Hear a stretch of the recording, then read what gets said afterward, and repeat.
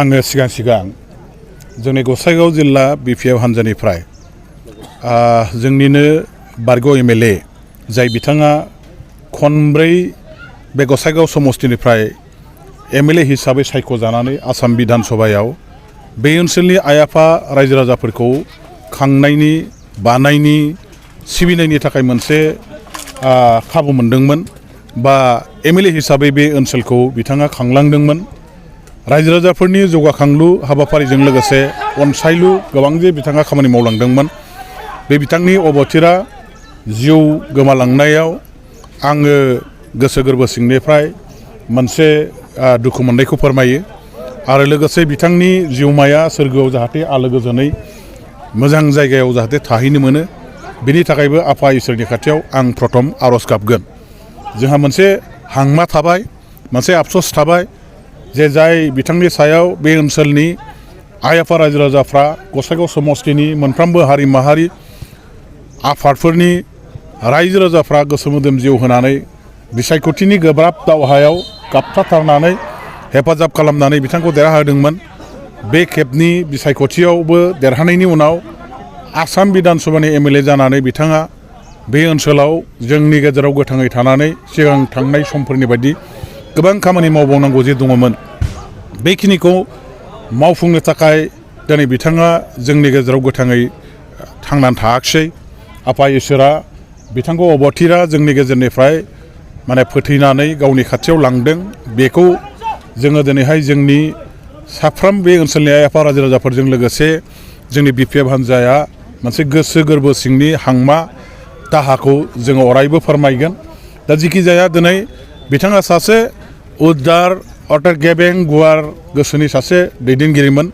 राजनितिल' नङा, समाजनितियावबो बिथाङा, रांखान्थि बिथिङावबो बिथाङा, बा बायदिसिना धोरोमारि बिथिङावबो बिथाङा गोबां बे ओनसोलनि आइ आफा रायजो राजाफोरजों खौसे थानानै खाथियाव थानानै खामानि मावबोदोंमोन।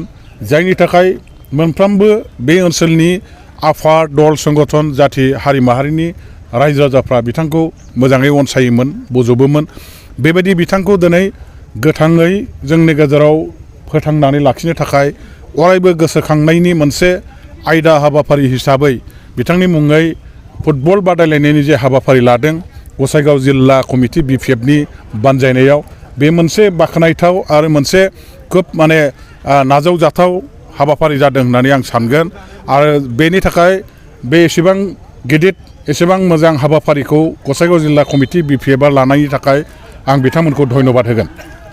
दा बेजों लोगोसे दिनै जोंनि गसाइगाव जिल्ला कमिटि BPFनि दैदेनगिरिफ्रा बे गेलेनाय आयदाखौ फुटबल बादायलायनायखौ मैयानिफ्राय दिनैसिम साननैनि हाबाफारि लानानै जे जागायदों बा खुंजेनबाय गिबि खेबनि थाखाय नैबे बोसोराव, बे गेलेनाय हाबाफारिखौ गसाइगाव टाउनावबो बिथांमोनहा लानो हायोमोन, श्रीरामपुर टाउनावबो लानो हायोमोन।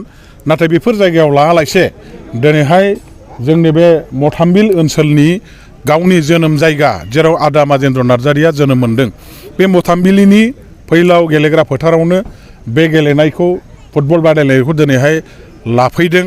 बेयो थारैनो ओंथि गोनां मोनसे हाबाफारि।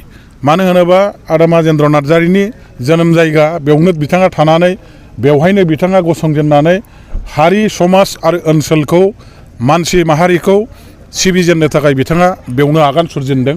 आरो बिथांनि बे थावनियावनो गसंनानै दिनैहाय जोङो बे ओनसोलनि आइ आफा रायजो राजाफोरनि गेजेराव माजेन्द्र नार्जारिनि हाबा मावलांनायखौ अराय गोसोखांजाथाव खालामनानै दोननायनि थांखिजों लोगोसे बै ओनसोलनि जोंनि जाखांबोनाय जेसेबां लाइमोनफोर दं, सेंग्रा सिख्ला जोंनि फंबाय बिनानावफोर दङ, गासैबो फंबाय बिनानावफोरनि गेजेराव गेलेनायखौ मोनसे थुलुंगाथाव मोनसे पपुलाराइज खालामनायनि थाखाय मोनसे जोंनि ओनसोलाव मुंदांखा खालामनो थाखाय बयबो गेलेनायनि फारसे गोसो होनानै गावखौ साफा साफा राफोद गेलेगिरि महरै जाहाथे गायसननो हायो, बेनि मोनसे थुलुंगाथाव आगान सुरथाव हाबाफारि हिसाबै जोंनि फंबाय बिनानावफ्रा जाहाथे नाजावनानै लायो।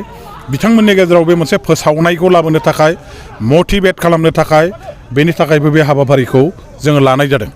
आं सानो माजेन्द्र नार्जारिनि दिनैनि साननैनि थाखाय बे मुंख्लं ट्रफिखौ होनाया साधारन भाबै ओरैनो गेलेनो लानाय मोनसे फुटबल मेम'रियेल ट्रफि होननानै आं साना।